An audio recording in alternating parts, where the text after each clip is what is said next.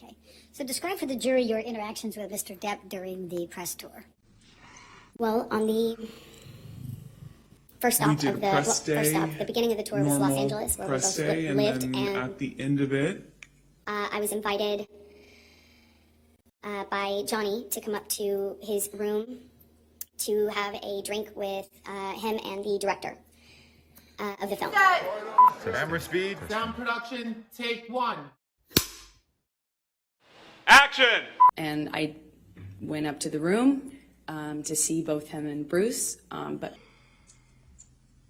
as soon as I got there, Johnny said Bruce wasn't going to make it. So I stayed. Johnny and I started talking.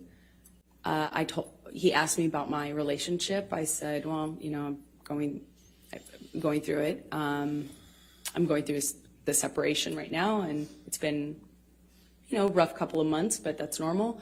And he said, well, that's same with me. You know, it's been, I can't remember exactly how long he said it had been, but that he had split from the mother of his kids, and said that he understood. All right, and then what happened next? Then we drank red wine and continued to talk, and the became us, you know, reconnect. You know, it was like reconnection was almost instant. It was just chemistry. It's hard to explain that, but we sat on the couch and we talked, and you know, it felt like there was it felt like there was an electricity to the room, and it's how I felt when I was alone with him anyway. And it was instant again. I was like, whoa.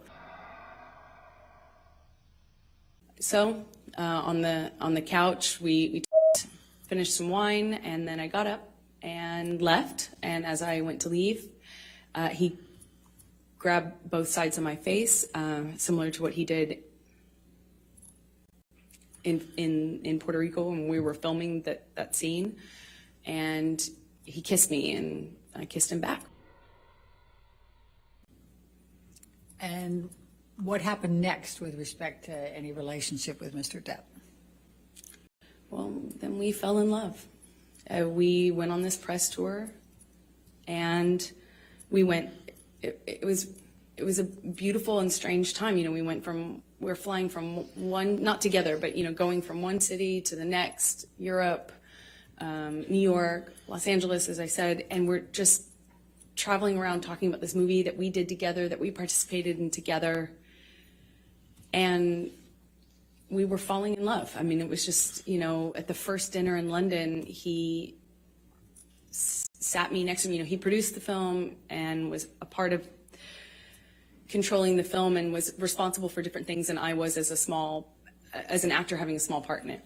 And we went on this press tour, and I think in London he had me sat next to him at a dinner, and then we ended up spending the night together in my hotel room. And for the rest of the press tour, it was on. I'll put it that way. All right. And how long approximately did the press tour go? I don't know exactly how long it lasted. I think, you know, there were press engagements in this city for a few days, and then another city for a few days, and then there was a break, and then there was another press opportunity, I believe. So it was kind of spread out over maybe a month, if I'm guessing. So when you returned to Los Angeles, what, if anything, took place with any relationship with Mr. Depp? Well, once we were back from the press tour, you know, we had this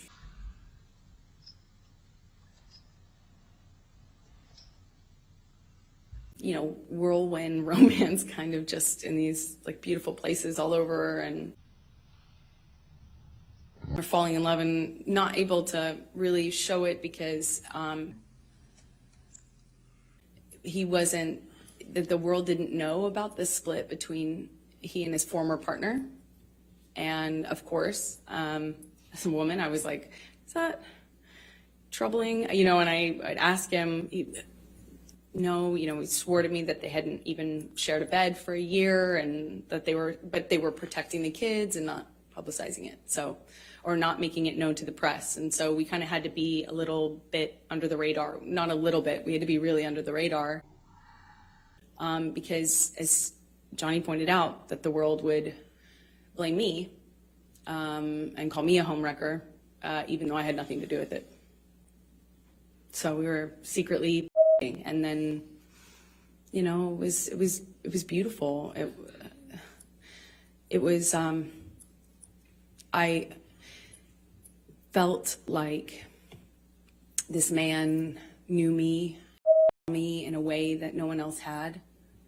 I felt he understood me. I felt he understood where I came from. I felt that, like, when I was around Johnny, I felt like the most beautiful person in the whole world. It made me feel seen, made me feel like $1 million.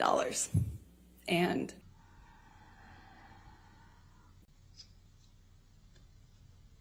that kind of feeling where, he's just lavish gifts and lavish expressions of love, and how he had never met a woman like me. I remember he took the foil off of this bottle and put it on my ring finger, and I had only been with him like days, or maybe it was weeks at the time. Yeah, it was probably about a few weeks, but it just felt very intense. But we weren't doing normal life stuff. We weren't like stuck in traffic with each other. We weren't going to the grocery store and doing life. We were like hiding in these places around the world. He has so many homes. And so we'd be in one of those homes, or my home at the time, and it would be like a bubble, like we were in this little bubble of secrecy, and it felt like a warm glow, as we would say. Just music and kind of books that we both loved, and poetry that we both knew by heart, and it felt like a dream. It felt like absolute magic.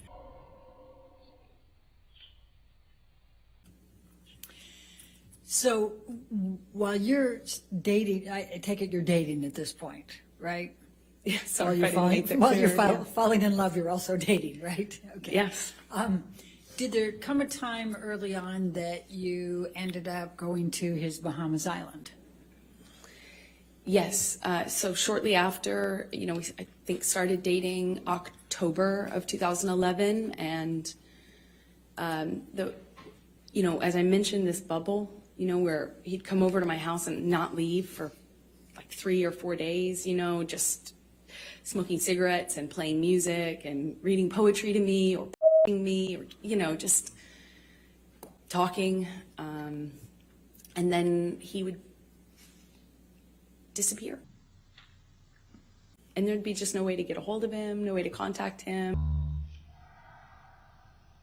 At first, I didn't really think anything about it, but he disappeared at one point,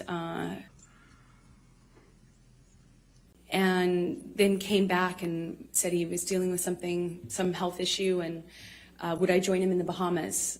And I think that's when I learned he had an island, and I was on a trip with a friend of mine in Spain, and it was for the holidays, and I kind of rerouted my trip so I could come and land in LA landing in Miami instead of LA, so I could go and him on the island. And he had Keenan come and meet me on that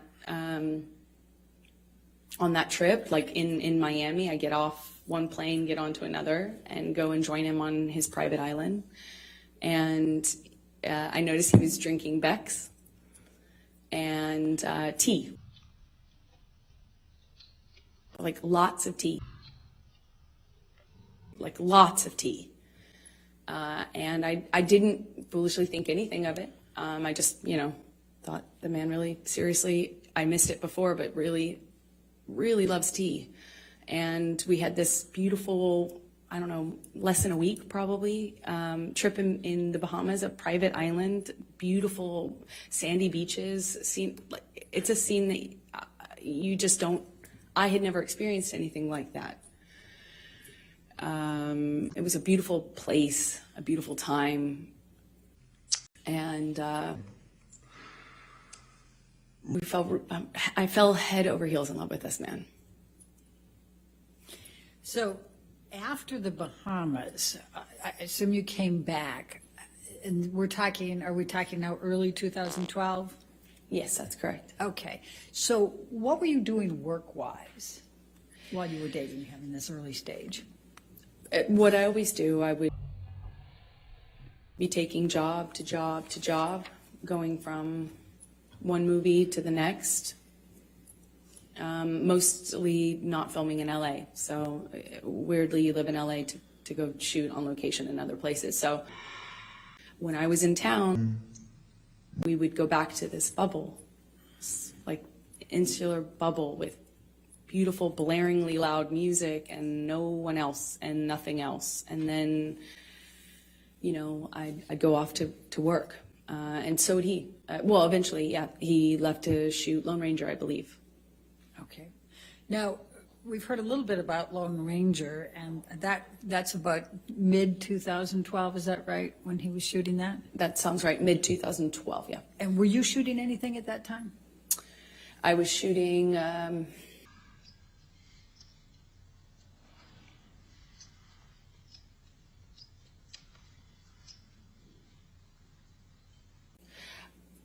Machete Kills? I believe I was shooting Machete Kills in Austin. I had a small part in a Robert Rodriguez film that shot in Austin. But, you know, I think Johnny was shooting and then having some time off, and there was just a lot of travel, a lot of movement, so. And so what, if any, Visiting did you do with Johnny while he was on his set for Lone Ranger, and where was he? Well, he was filming all over the Southwest, and at some point I came to visit him and on one of his locations, and I would stay in the house because I couldn't really, you know, occasionally I would leave with his security guards, but I didn't really have anything to do but visit him for a few days. So I'd cook and kind of stay at home and paint or whatever and wait for him to come home and have dinner ready. And we would have these little bubbles, but kind of scattered throughout the Southwest and as he was filming. And at the time, Johnny had, you know, when I first arrived at one of these locations, it was the first time that Johnny told me that he had had a health issue, something with his liver, and that he wasn't, that's why he was not drinking. He was drinking a lot of tea, like a lot of tea. okay. And so we've heard a little testimony about boots. What, if anything, did you do to help Johnny with his boots?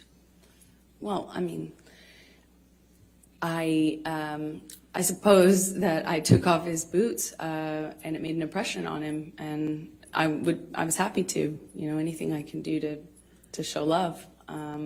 Certainly how I felt about him. But if he wanted to take off his own boots, he certainly could. Did you buy Mr. Depp any knives during that time period? Objection leading. Sustained. What, if anything, did you do with respect to knives during the time period you were with him in the Lone Ranger? Objection leading. What, if anything? Overruled.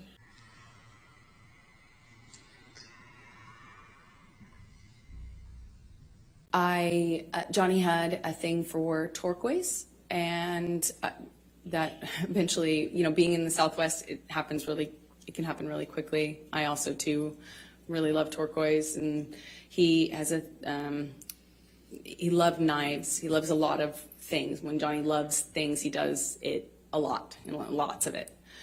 So he had these daggers that he had given me that they were beautiful in design.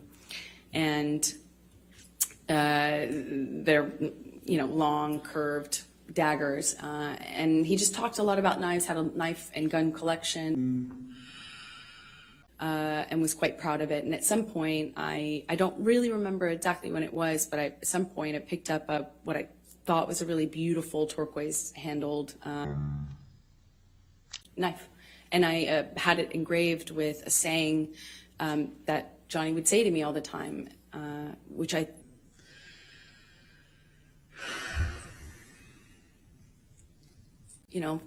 thought was romantic. As funny as that is to say now. And what was the expression, the saying? Until death, hasta la muerte in Spanish. Now, by the time that you're visiting Mr. Depp during his shooting of Lone Ranger in the June through August 2012 timeframe, what, if any, relationship has he developed with your family? Oh, well, starting really early on, Johnny was so kind, so generous to my family, but especially my mom and dad. He just really,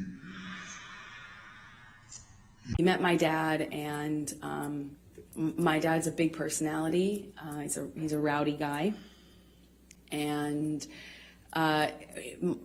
Johnny just all of a sudden, I had never noticed, Johnny have a southern, all of a sudden Johnny had this southern accent and was really like buddies with him, and they really seemed to get along very well. They're, just like instantly he was giving my dad gifts, he gave him guns, he gave him knives. They had this, Johnny just really just showered my dad, and my dad's a working man,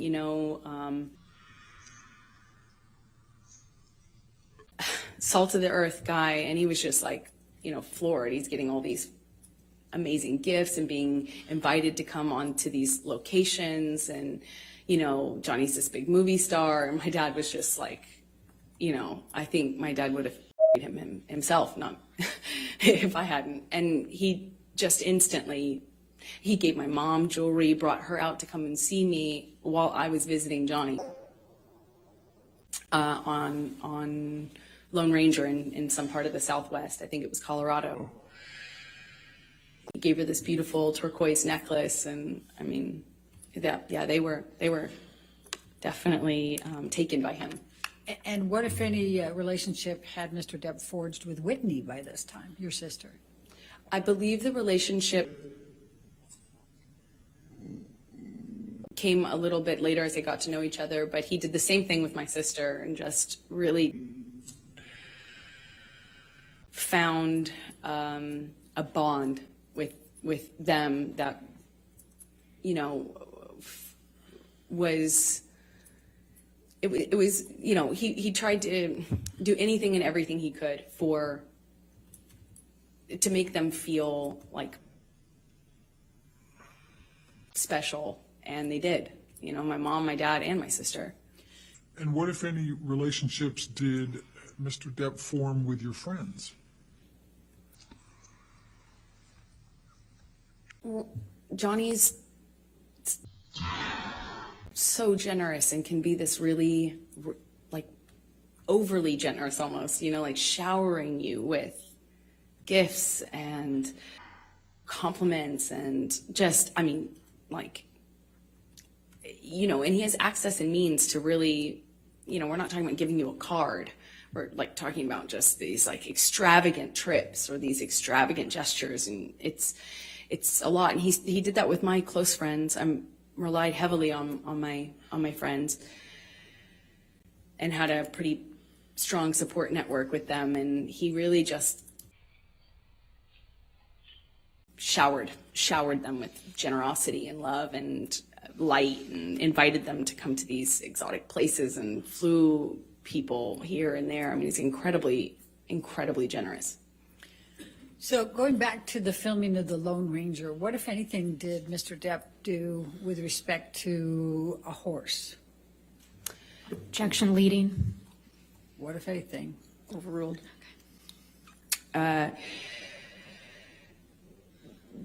Johnny at one point insisted on buying me a horse, and I, of course, said that's extravagant. There's no way I could accept that. How will I take care of that horse. You know, it's so extravagant. So I said no, of course. Eventually, he got a hold of my dad and worked it out with my dad, like what kind of horse to buy, and then showed me a picture of this horse and said, it's yours.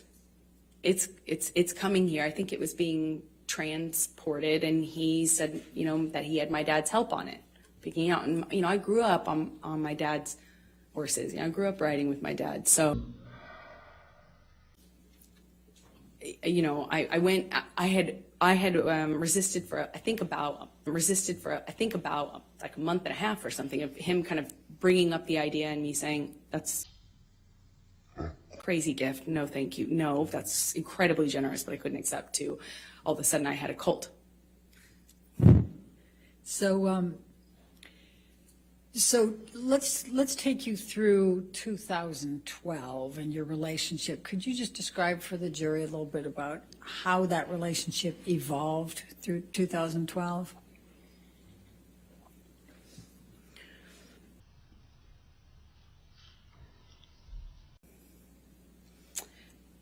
It was always intense. It didn't become intense. It almost started that way. When I was with him, you know, I felt that electricity in my, I felt like butterflies. I couldn't,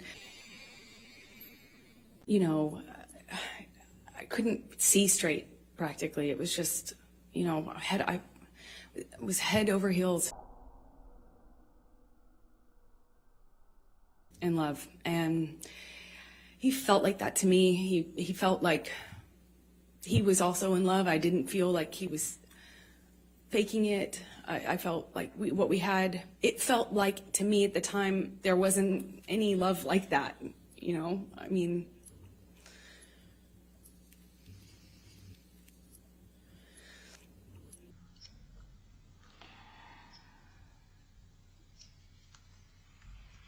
and then he started to kind of do this thing again where he'd disappear and he'd come back. And I remember at first when he first started drinking, I didn't really think much of it, but all of a sudden the behavior kind of started to go in line with the disappearing, and he'd come back and he'd just be different. And I'd say something and he'd accuse me of saying something else or saying it in a different way, or he would, it was mostly my clothing at the time and me working. That was the main thing. Like, I found myself trying to not talk about auditions because it would change the mood so dramatically. I tried to, you know, he would make these comments about, you know, whoring myself out, but do so in the context of me acting, you know, and he would talk about other actresses who do my role in this way where they were worthless whores, that they were, you know, fame hungry, you know, expletive, you know, just this. The point is, it felt really dirty to be an actor. Never mind that he was one. It was dirty that I wanted to do this job that I wanted to do, and I was doing the job of an actress. It was everything every time I was walking out of the house, he would ask me, "That's really what you're wearing, kid? Oh, I see." You know, I wore a dress to an event once, and I felt beautiful in it. Like, stupid as that sounds, I felt pretty in this dress I picked out, and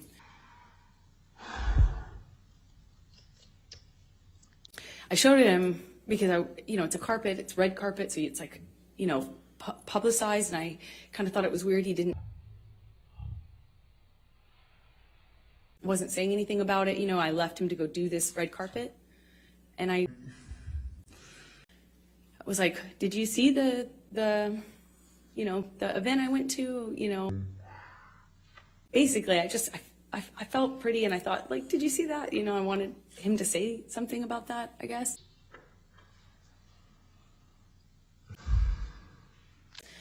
And he said, well, this is after he stopped talking to me for some time, didn't tell me why. When he came back in my life, he wouldn't explain why he was acting different. He just kind of acted mad at me and didn't know what I had done wrong. And when I brought up the dress and the event, because it was an event to support a charity I was really involved with at the time, and I said, you know, did you see that thing? And he said, yeah, I think the whole world saw that kid. That's how they'll remember you. That's how the world will remember you. And I was like, oh, come on. I mean, it's like, but it, you know, I felt good in it. I felt good. And he said, yeah, kid, that's what you're putting out there in the world. No one will ever forget that. And that's all they'll see you as. That's what you wanted. That's what you were going for. You know, my dress was low cut. I get it. It's low cut. But I felt, you know, I felt really embarrassed and horrible that I wore that. I felt like, how could I have made that choice? Of course, you know, he's right. You know, you start to believe it. I started to believe that made a lot of sense, of course.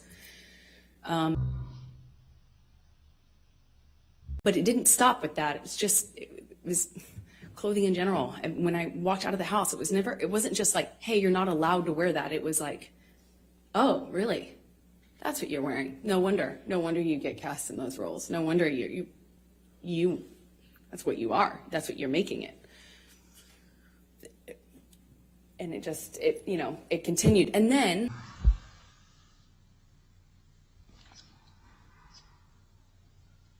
there would be a blow up.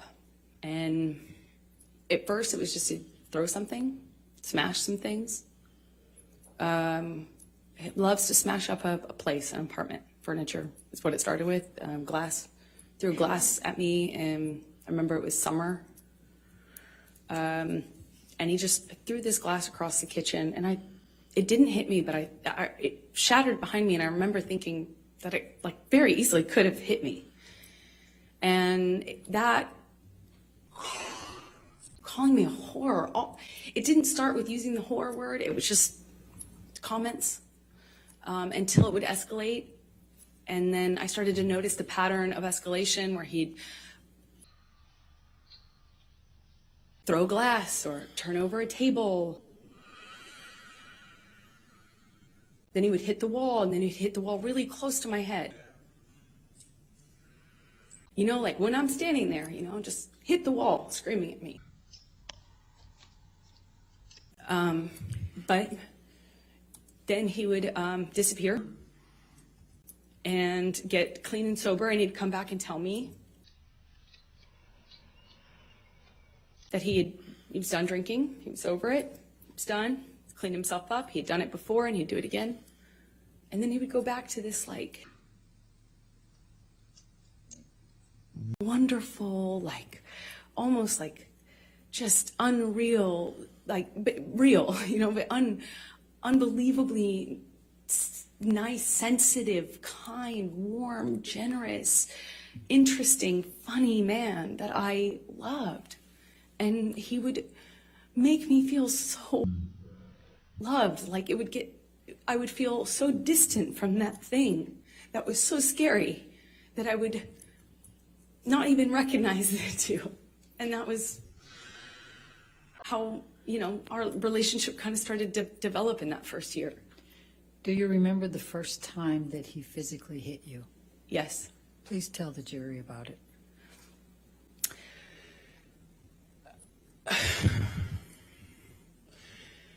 It was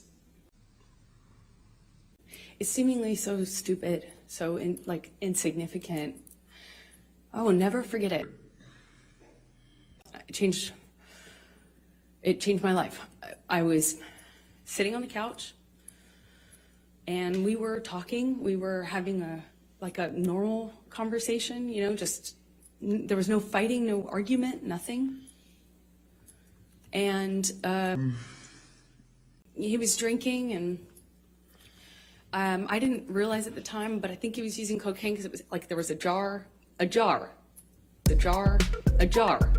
jar, jar, a jar, a jar, the jar, a jar, a jar, jar, a jar, jar, jar. Action! A jar of cocaine out on the table. I realize that sounds weird, but it's like an actual vintage jar of it. But I didn't see him use it at the time, so I didn't really factor that in. I just, he's drinking and we're talking and there's music playing and he's smoking cigarettes and we're sitting next to each other on the couch. And I asked him about the tattoo he has on his arm. And to me, it just looked like black marks. I didn't know what it said. It just looked like muddled, faded tattoo that was hard to read. And I said, what does it say? And he said it says wino.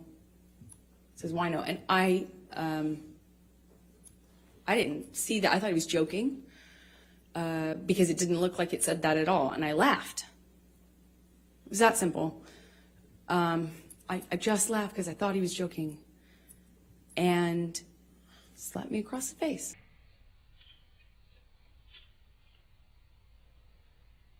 And I laughed.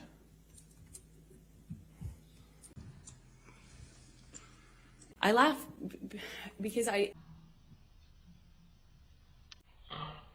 didn't know what else to do. I thought, this must be a joke. This must be a joke. Because I didn't know what was going on. I just stared at him. Kind of laughing still, thinking that he was going to start laughing too to tell me it was a joke, but he didn't. He said, "You think it's so funny? You think it's funny, bitch? You think you're a funny bitch?" And he slapped me again. Like, it was clear it wasn't a joke anymore. And I stopped laughing, but I didn't know what else to do. I didn't know what to do. You would think you would have a response, but I, as a woman, had never been hit like that. I'm an adult, and I'm sitting next to the man I love, and he slapped me for no reason, it seemed like, and I missed the point. It was that stupid. Second slap, I know he's not kidding, but I don't know what else to say or do, so I just stared at him. I didn't say anything, I didn't react, I didn't move or freak out or defend myself or say, "What are you doing? You're crazy." I just stared at him because I didn't know what else to do. And he slaps me one more time. Hard.